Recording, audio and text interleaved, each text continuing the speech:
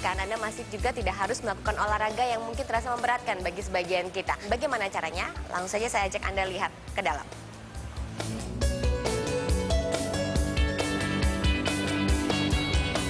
Halo semua, saya Mas Yuli.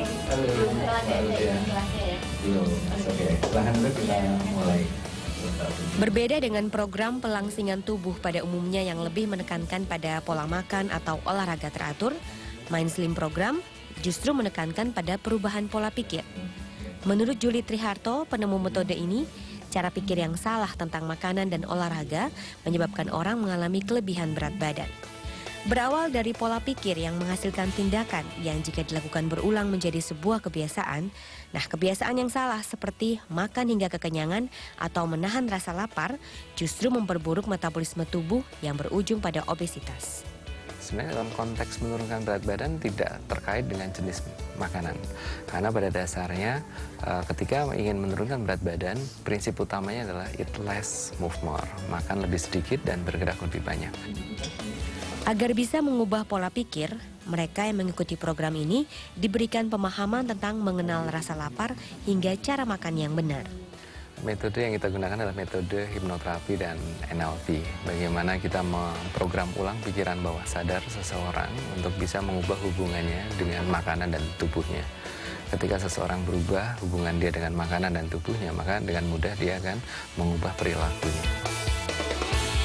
Terapi perubahan pola pikir diberikan dalam bentuk kelompok yang terdiri dari 5 hingga 10 orang. Mereka yang ingin ikut dalam grup terapi ini paling tidak harus menyiapkan uang sekitar 2 juta rupiah. Namun kunci keberhasilan tetap ada pada diri masing-masing dengan menerapkan 5 aturan sederhana yang diajarkan dalam sesi terapi, yaitu makan saat lapar, makan apa saja yang diinginkan, makan dengan kesadaran, berhenti makan saat netral, dan perbanyak langkah kaki. Mudah bukan? Lucia Saharwi, Irfan Januari, Metro TV. Mudah bukan? Dan rasanya tidak afdol kalau kita tidak mendatangkan langsung ya penemu dari metode ini. Sudah ada Mas Julie Triharto yang tadi Anda sudah saksikan di layar kaca. Sekarang ada hadir langsung di studio Metro TV. Selamat siang Mas Julie. Juga udah ada Mas Sony De Sofyan. Ini adalah salah satu orang yang mencoba atau menggunakan metode untuk metode merubah pola pikir ini dan bisa berhasil tuh. Sukses ya. Selamat siang semuanya ya. Dan kita ingatkan juga pemirsa bagi Anda yang ingin berinteraksi atau menelpon kami, silakan telepon kami di 02158322 bisa langsung bertanya kepada Mas Julie ataupun kepada Mas Sony. Kita mulai langsung dengan Mas Julie ya. Mas Julie, ini yang pertanyaan orang pada begitu mendengar soal perubahan pola pikir, apa mungkin sih hanya berubah pola pikir kemudian langsung bisa menurunkan berat badan? Ya, karena sebenarnya masalah obesitas itu sendiri atau berat badan yang berlebih biasanya dimulai karena kebiasaan. Nah, kebiasaan inilah yang perlu diubah dengan cara mengubah pola pikirnya. Jadi kita mulai dari pola pikir terlebih dahulu hingga akhirnya perilaku akan berubah. Jadi kunci dari penurunan berat badan dengan perubahan pola pikir ini adalah bagaimana dia perilakunya juga berubah. Jadi secara gampangnya atau secara mudahnya ubah dulu atau program dulu pikiran bawah sadarnya hingga akhirnya perilakunya pun pasti berubah. Nah, mengubah pola pikir itu justru yang paling sulit Mas menurut saya ya. Menurut saya. Nah, ini metodenya seperti apa sih untuk mengubah pola pikir seseorang? Oke, jadi sebenarnya harus kita pahami bahwa pola pikir pendekatan untuk mengubahnya atau untuk memprogram ulang itu banyak. Ada NLP, ada hipnoterapi, ada metode coaching dan sebagainya. Tetapi pada prinsipnya yang kita lakukan dengan Mind Slim ini adalah bagaimana kita memprogram ulang pikiran bawah sadar kita bekali tools atau cara-cara bagaimana dia bisa mengatasi emotional eating, mengatasi craving, bahkan dia juga memiliki body image yang positif tentang dirinya dan juga memiliki mindset yang fit. Karena obstacle to fit body is unfit mindset. Jadi bagaimana membuat dirinya menjadi aktif bergerak itu juga mulai dari pola pikirnya. Nah, tools-tools yang kita kembangkan inilah dalam Mind Slim ini kita terapkan dalam program ini. Oke. Berapa banyak atau berapa kali orang harus melakukan terapi untuk bisa mengaplikasikan metode ini, Mas Julie? Nah, dalam perubahan perilaku ini berapa lamanya seseorang akhirnya bisa menjadi sesuatu yang unconscious kompeten atau bawah sadarnya menjadi kompeten untuk melakukan perubahan ini, itu tergantung dari kondisi seseorang itu juga. Jadi yang biasa kita terapkan secara standar adalah dalam grup terapi biasanya 2 hari atau 4 hari grup terapi mereka sudah mulai membiasakan perubahan perilaku yang baru ini. Oke, baik. Nanti kita akan lanjutkan ya, dan saya juga ingin bertanya ke Pak Sony seperti apa pengalamannya. Dan yang menarik dari Mind Slim ini adalah Anda boleh makan apa saja, tidak perlu diet, tidak perlu minum apapun, obat untuk menguruskan tidak ataupun ada alat, juga tidak ada obat, tidak ada jarum. Tidak ada apapun. Nanti kami akan lanjutkan lagi mengenai Mind Slim ini pemirsa, dan kami akan kembali setelah jeda pariwara berikut ini. Tetaplah di White Shot.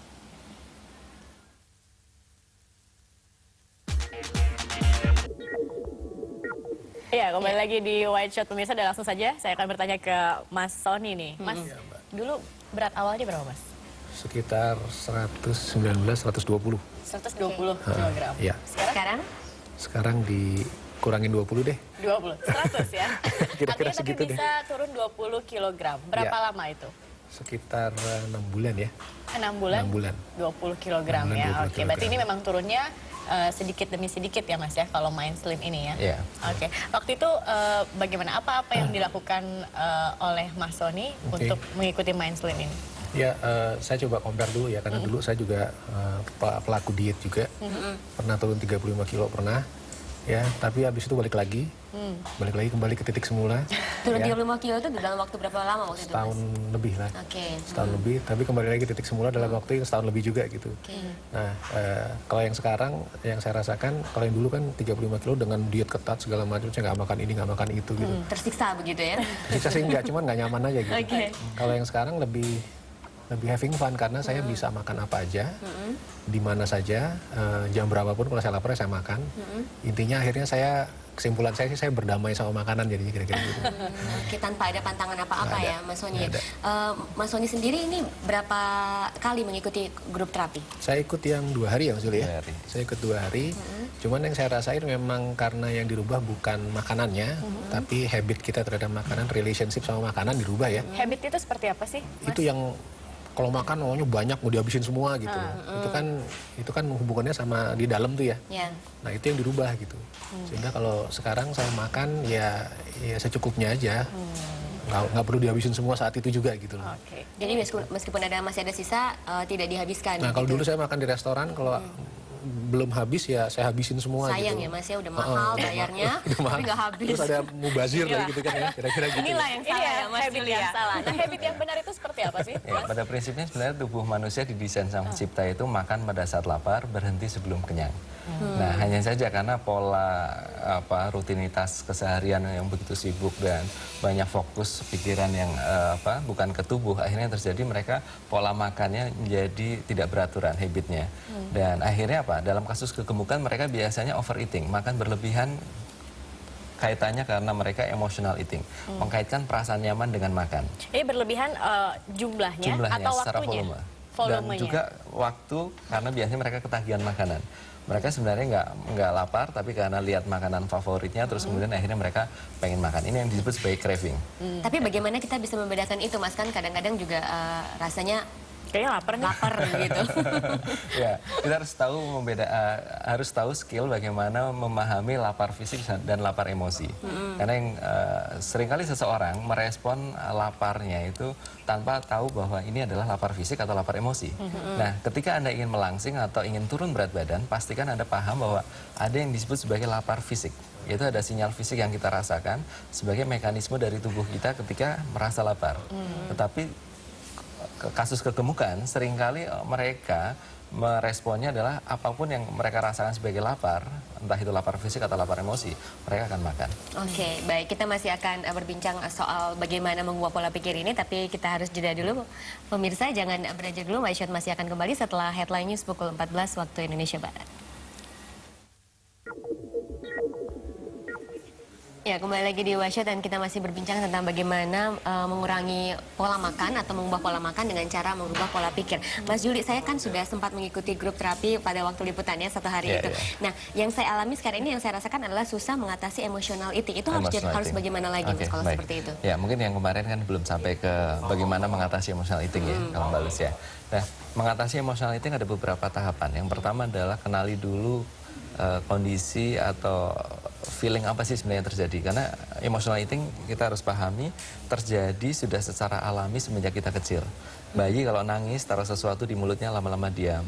Ulang tahun makan-makan, kenaikan kelas makan-makan, hingga akhirnya bawah sadarnya mood and food connected in many complex ways. Jadi selalu terkait kepada perasaan nyaman itu selalu harus dengan makanan.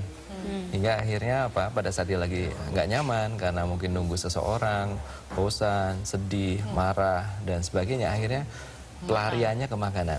Nah, itulah mengapa seseorang akhirnya menjadi emotional eating tadi.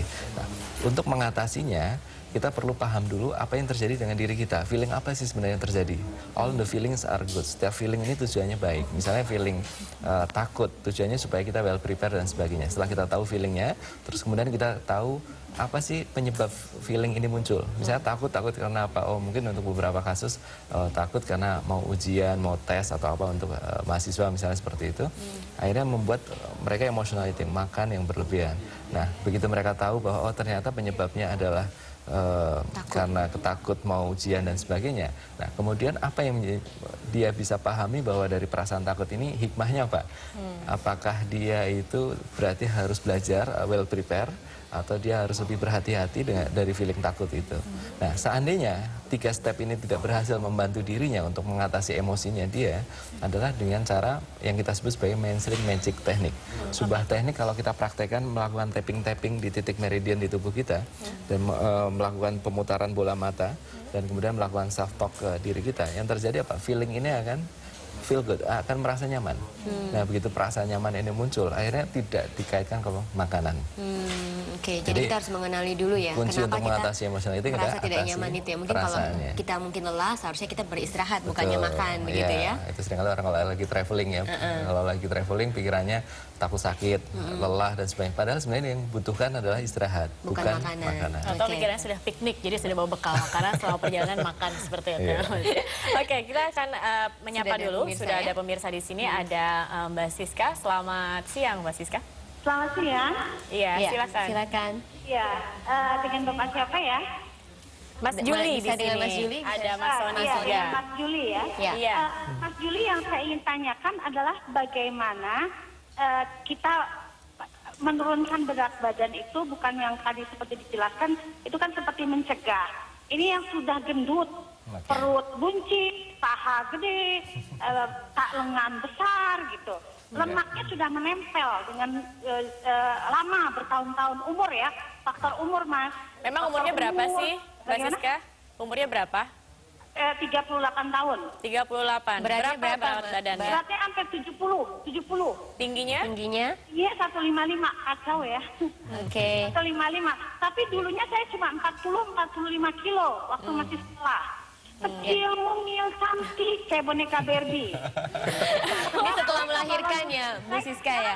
Kayak balon udara saya. Baik. Oke, baik. Ya. Terima kasih. Yang saya ingin tanyakan ini, tadi kan dari tadi dijelaskan seolah mencegah yang akan gemuk. Ini Sudah yang juga sudah ya? gendut, yang perutnya buncit, gitu ya. Iya. Lemaknya sudah nempel. Saya udah Iya, suntik baik. jarum. Oke, Bu Siska akan dijelaskan oleh Terima Mas kasih. Juli. Terima Tadi kalau kasih. kita dengarkan di awal, sebenarnya Ibu Siska di sini ada Pak Sony yang awalnya berat badannya 119 kilo, sekarang sudah 100 kilo. Turun 20 kilo. Nah, kalau kita bisa lihat di layar juga nanti ada ini foto Pak Sony ketika gemuk sebelum dan sesudahnya, nanti akan kami tayang. Mungkin bisa dijawab Mas Bu Siska ya. Iya. Baik, Bu Siska. Pahami dulu bahwa tubuh gemuk Anda itu sebenarnya alarm positif yang harus disyukuri dulu, bahwa kalau bisa gemuk berarti bisa turun berat badan atau bisa melangsing. Dan untuk turun berat badan ada beberapa strategi yang bisa saya sarankan kepada Anda. Yang pertama adalah nggak usah pakai diet, nggak usah berpantang makanan ini, makanan itu, pakai jam ini, jam itu, ditakar porsinya segini, segitu. Yang perlu Anda lakukan adalah bagaimana Anda mengenali kapan Anda lapar, makanlah. Dan ketika Anda sudah mulai kenyang, berhenti. Jadi pola ini yang Anda lakukan untuk sementara ini. Jadi makan pada saat lapar, berhenti sebelum kenyang. Itu yang pertama. Yang kedua adalah atasi emotional eating Anda. Emotional eating ini adalah pengganggu mempraktekkan makan pada saat lapar, berhenti sebelum kenyang. Dia tahu sebenarnya nggak lapar, tapi karena dia perasaannya pengen disembuhkan dengan makanan, akhirnya pengen makan. Nah, mulai sekarang coba Anda pahami tubuh Anda sendiri. Kapanpun ketika Anda lapar, makan dan berhenti sebelum kenyang. Dan ini pola yang Anda bawa terus-menerus menjadi kebiasaan baru, dan ini akan menurunkan berat badan Anda. Dan yang kunci yang kedua adalah perbanyak gerak langkah. Dan gerak langkah tidak mesti harus dikaitkan dengan olahraga yang Anda pikiran alat khusus, tempat khusus, waktu khusus, kostum khusus. Tetapi Anda bisa gunakan dengan perbanyak jumlah langkah kaki Anda. Karena pada dasarnya setiap kita kan sering melangkah. Nah, kenapa tidak kita gunakan? Karena ada otot utama yang bisa Anda gerakan, otot paha, otot pinggul, otot perut yang bisa Anda gerakan untuk menurunkan berat badan Anda. Oke. Ya, Mas Sony, Anda sendiri sudah menerapkan 5 aturan sederhana itu ya selama ini. Nah, yang menurut Anda paling susah itu yang mana, Mas? Paling susah? Iya, makan. Nggak ada, soalnya having fun semua gitu. Having fun. Mungkin mengatasi craving atau emotional eating, ada masalah? Ada satu yang tools yang biasa saya pakai untuk self control itu ya, yaitu minum air putih. Jadi kalau saya lapar, saya ngebedain antara lapar fisik sama lapar emosi dengan minum air putih dulu. Diajarin sama Mas Juli kalau minum dulu air putih, 5 menit kemudian kalau rasa laparnya masih ada, itu berarti lapar fisik. Makanlah. Ya. Makanlah itu. Tapi kalau habis minum laparnya hilang, itu berarti lapar emosi. Saya pernah ngalamin tiba-tiba lapar banget, perih sekali perut, terus saya minum malah hilang gitu. Jadi sebetulnya itu bukan lapar, haus gitu sebetulnya. Oh, kalau haus gejalanya juga sama ya, Mas Juli ya? Iya. Kadang-kadang kita mengalami yang disebut sebagai false alarm. Padahal sebenarnya tubuh kita haus, tetapi kita meresponnya dengan makanan. Dan kita harus pahami bahwa selain air putih perlakukan sebagai makanan. Even itu bahkan itu adalah makanan-makanan ringan sekalipun atau bahkan mungkin buah-buahan. Ya. Kadang-kadang ada yang minta penjelasannya gini, Mas ini kan buah, boleh dong dimakan pada saat nggak lapar. Tetap saja itu penyebab kegemukan kalau Anda makan sesehat apapun tetapi makan pada saat tidak lapar fisik. Jadi mulai sekarang kapanpun ketika lapar fisik, makanlah dan perlakukan selain air putih sebagai makanan juga. Jadi intinya tadi Bu Siska bisa jadi kurus lagi seperti boneka Barbie, asalkan pola makannya dirubah. Jadi makanlah ketika lapar sebelum dan berhentilah sebelum kenyang. Oke, kita perbanyak langkah kaki ya. Betul. Dan kita sapa lagi sudah ada penelpon dari Banjarmasin, ada Aai. Selamat siang. Iya. Iya, silakan. Siang. Iya, silakan. Iya. Saya mau nanya, gimana sih merubah pola pikir kita untuk makan? Soalnya saya bermacam cara, sudah herbal, olahraga setiap pagi 1 jam, tapi nggak mau kurus-kurus. Nggak mau kurus. Berat badannya berapa? Sekarang 70, 70. Tingginya? 168. Oke, baik. Umurnya 55 ya. Sudah melakukan diet juga ya, Bu Aai? Macam-macam sudah. Usianya berapa Bu Aai? 55. 55. Oke, 55. Baik, terima kasih. Gimana Mas Yuli? Oke, Sudah berolahraga setiap hari 1 jam? Pola pikir. Pola pikir ya. Pada prinsipnya gini, harus dipahami oleh Bu Aai bahwa menurunkan berat badan bukan persoalan jenis makanan atau persoalan kapan dia harus makan dan kapan dia harus menahan lapar atau kapan dia nggak boleh makan ini, nggak boleh makan itu atau ditakar porsinya segini segitu. Bukan. Jadi yang perlu Bu Siska pahami ada satu strategi. Bu Aai pahami adalah bagaimana dia mulai mengubah hubungan dia dengan makanan. Yaitu apa? Makanlah dengan sadar. Itu salah satu kunci dari makan dengan sadar maksudnya sih Mas? Saya kalau makan selalu sadar. Iya, sadar banyak gitu. Gak tidur gitu. Dalam keadaan tidur. Tidak pingsan ya. Dan kebalikannya makan dengan sadar adalah makan dengan tidak sadar, bukan kesurupan ya. Artinya banyak orang yang kadang-kala makan tuh seperti kayak orang nggak merasakan atau menikmati makanannya. Dan ini yang sering kali terjadi, seseorang ketika makan dengan tidak sadar, pek tiba-tiba sudah kekenyangan. Sambil bekerja makan. Sembari kerja makan, sembari setir mobil, makan, nonton. Gitu ya. Ya, itu adalah contoh-contoh makan dengan tidak sadar. Dan untuk Bu Aai, saran saya adalah makanlah dengan sadar. Nikmati setiap kunyahan makanan di mulut Anda. Dan rasakan perubahan teksturnya, rasakan perubahan suhu, rasakan perubahan rasa. Hingga akhirnya kita mengalami di mana tubuh kita merasakan sinyal mulai kenyangnya. Dan makanlah lebih perlahan lagi. Itu cara mengubah pola pikirnya seperti itu? Cara mengubah pola pikir kita terhadap makanan. Hingga akhirnya apa? Kita makan secukupnya, nggak berlebihan. Karena tubuh sendiri yang akhirnya memberikan alarmnya. Kalau memang dia sudah mulai kenyang. Oke, baik. Ya, kita masih akan lanjutkan perbincangan ini, pemirsa. Jangan beranjak dulu, Mas masih akan kembali saat lagi.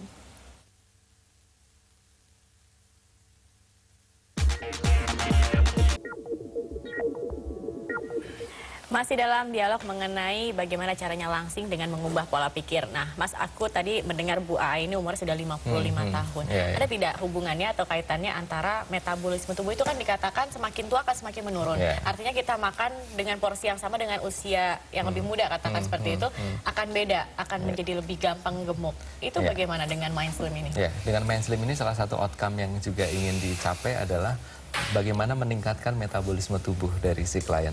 Nah, tentunya kita harus pahami meningkatkan metabolisme tubuh di sini bukan dengan cara intervensi atau tergantung pada faktor eksternal seperti kayak pil, diet ataupun jarum. Tetapi yang kita lakukan adalah bagaimana dia meningkatkan metabolisme tubuhnya secara alami. Dan secara alami yang bisa dia praktekkan adalah pertama, makan pada saat lapar dan berhenti sebelum kenyang. Itu adalah membuat kondisi tubuhnya menjadi bekerja pada saat optimum. Dan kemudian yang kedua adalah menggerakkan otot tubuh, karena otot dimiliki untuk digerakkan. Jadi artinya begitu dia, salah satunya adalah melangkah kaki, atau mungkin dia memilih olahraga hobinya dia, terserah mana saja. Intinya adalah menggerakkan otot tubuh, meningkatkan metabolisme tubuh. Terus yang ketiga adalah tidur yang berkualitas. Dan yang keempat adalah being happy, merasa bahagia. Positive thinking ya. Walaupun mungkin kita tahu bahwa dalam kehidupan kita sehari-hari banyak sekali permasalahan, tetapi bahagia itu adalah sebuah pilihan pikiran kok. Kita mau memilih merasa bahagia juga bisa. Oke, mungkin Mas Sony juga bisa sharing dengan tadi dua penelpon kita yang mungkin merasa kayaknya sulit mengubah pola pikir seperti itu. Mas sendiri bisa mengubah pola pikir seperti itu dalam berapa lama, dan mungkin bisa ceritakan juga pengalamannya seperti apa waktu itu? Relatif cepat ya. Setelah ikut saya 2 hari terapi itu, karena itu disuntikan ke subconscious ya, ke bawah sadar ya. Jadi yang bekerja udah bukan alam sadar lagi, tapi bawah sadar itu yang mengontrol saya untuk menjalani ini dengan konsisten. Dan ini sifatnya dibanding diet ya, ini lebih permanen gitu, karena yang dirubah kan subconscious management. Jadi dalam satu kali sesi terapi, Mas Sony sudah bisa langsung mengubah pola pikir. Karena dalam 2 hari itu, dalam waktu seminggu setelah ikut itu, saya langsung turun 4 kilo gitu. Seminggu? Seminggu. Apa yang paling drastis yang Anda lakukan, yang sebelumnya sering Anda lakukan, yang Anda anggap berbeda sekali begitu sekarang ini? Volume makan. Berkurang? Jauh berkurang, tapi setiap 2-3 jam makan. Jadi makan lebih sering, tapi porsi lebih sedikit gitu. Oke, apa saja dimakan semuanya? Apa aja, saya yang paling pengen saya makan ya saya cari gitu. Oke, baik. Makanya having fun-nya di situ. Ya, ini sudah ada penelpon lagi, ada Ibu Anissa dari Ciledug. Selamat sore Bu Anissa, silakan pertanyaannya. Ini Mas, dengan Mas Juli, saya mau nanya nih, berat badan saya kan sekarang 60, tinggi badan 165. Ini sekarang saya nih, badan saya nih tambah gemuk di paha, perut. Jadi perut ini seperti orang hamil, karena saya kan punya penyakit ma akut. Jadi dokter menganjurkan suruh makan 1 jam sekali.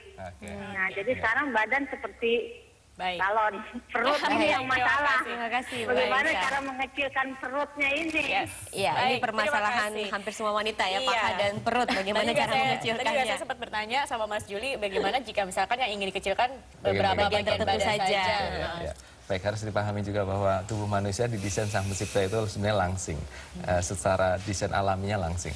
Hanya saja karena gaya hidup membuat akhirnya berat badannya mulai bertambah. Dan biasanya kalau wanita mulai bertambah berat badannya mulai dari bawah. Mulai dari paha, pinggul, perut, terus kemudian daerah lengan, terus kemudian daerah pipi. Pada saat ingin turun berat badan, prosesnya juga bertahap.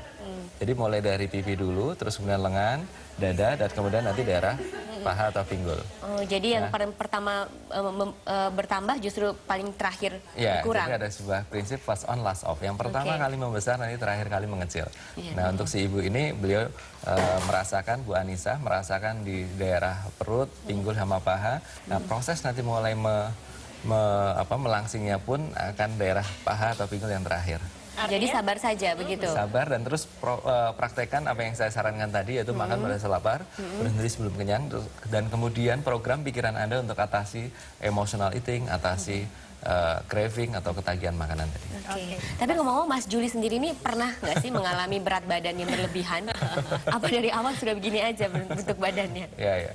Saya pernah, berat badan saya lebih dari 85, 90-an lah pernah ya. Dan yang saya rasakan tentunya nggak nyaman. Jadi awalnya dulu saya seorang hipnoterapis, Dan kemudian saya merasakan gimana ya caranya menurunkan berat badan, akhirnya saya terapkan diri sendiri ke keluarga dan kemudian ke teman-teman, dan akhirnya saya pernah mengupload satu video di YouTube dan saya lupa passwordnya sampai sekarang nggak bisa di-delete. Jadi kita bisa melihat Mas Juli waktu masih gemuk. Oke, Mas, kecenderungannya adalah kalau orang yang tadinya gemuk sekali tiba-tiba menjadi kurus adalah bergelambir. Tadi Mas sarankan bahwa olahraga tidak perlu yang aneh-aneh, jalan kaki saja. Nah, itu bisa menghilangkan gelambir-gelambir. Kenapa menggelambir? Karena biasanya proses turun berat badannya tidak alami.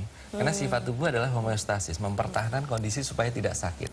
Jadi ketika kita prosesnya alami dan mereka mempraktekkan seperti yang tadi kita sarankan bahwa tidak perlu terkait kepada atau tergantung pada faktor eksternal seperti kayak jarum, pil ataupun diet, maka yang terjadi tubuh kita akan menyesuaikan kok. Jadi begitu kita prosesnya turun secara alami, bertahap, hingga akhirnya tubuh kita menyesuaikan, tidak akan ada bagian-bagian yang bergelambir. Apakah betul Pak Sony, Anda merasakan seperti itu, tidak ada bagian bergelambir? Yang saya rasain sih begitu saya menjalani program ini, tubuhnya kombinasi antara turun berat sama mengecil, turun berat, mengecil, turun berat gitu. Kuncinya memang di move more tadi ya, yang rule kelima ya, jalan kaki kemana-mana. Mas Sony lebih memperbanyak jalan kaki atau ada olahraga khusus? Sehari bisa 3 kilo lah, 3 kilo seminggu 3 kali lah kira-kira gitu. Jalan. Ya, baik. Terus kalau misalkan kita juga melihat tadi kan sudah dikatakan bahwa craving sama emotional eating bisa melangsingkan. Kalau menggemukkan, apakah dengan metode yang sama? Ini pertanyaan untuk saya saja. Ya. Kita juga sering selama misalnya. Jawabannya sesaat lagi Mas Juli, kita ada update berita. Mas, mungkin langsung saja singkat dari Mas Sony dulu, ada tipsnya untuk mind slim. Oke. Kalau dari saya untuk tentang rasa lapar ya. Iya. Sebelum kalau udah lapar minum air putih dulu deh, ya 5 menit, terus baru bener lihat itu laparnya lapar fisik apa lapar emosi ya.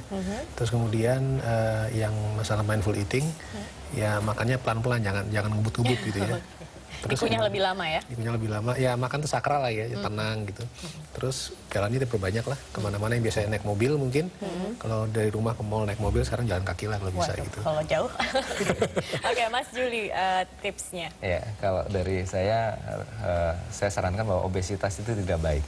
Obesitas itu membuat diri kita menjadi selalu fokus pada diri kita, terus kemudian membuat potensi kesehatan kita juga menjadi menurun, vitalitas juga menjadi menurun. Maka untuk itu, untuk bisa turun berat badan atau melangsing, kita sarankan ada beberapa hal yang perlu dilakukan. Yang pertama adalah makan pada saat lapar, kemudian makan apa saja yang diinginkan, mulai dari sini yang harus dilakukan. Terus kemudian makan dengan sadar dan perlahan, dan kemudian berhenti ketika mulai kenyang atau netral ini, dan perbanyak jumlah langkah kaki. Habit ini yang dilakukan hingga akhirnya kebiasaan berubah, kilogram pasti mengikuti. Baiklah, The Mas power of Juli. mind sebenarnya ini Iya. ya. Bagaimana kita bisa mengubah atau men-set pola pikir kita untuk melakukan sesuatu yang lebih baik. Tidak hanya makan, tapi segala sesuatu, ini salah satunya juga dengan langsing ini ya. Dan pemirsa, mungkin kalau Anda ingin mengenal Mengetahui atau lebih mengetahui banyak, lebih banyak apa itu, mungkin Anda bisa membeli bukunya Mas Juli Triharto, Hipno ada Langsing. Hipno dan juga ada Mind Slim dengan program 90 hari. Iya. Dan telah berakhir juga ya. Ini sekaligus mengakhiri kebersamaan kita dalam dialog kesehatan mengenai Mind Slim hari ini. Dan setelah ini, Waisyat akan kembali dengan segmen Public Corner.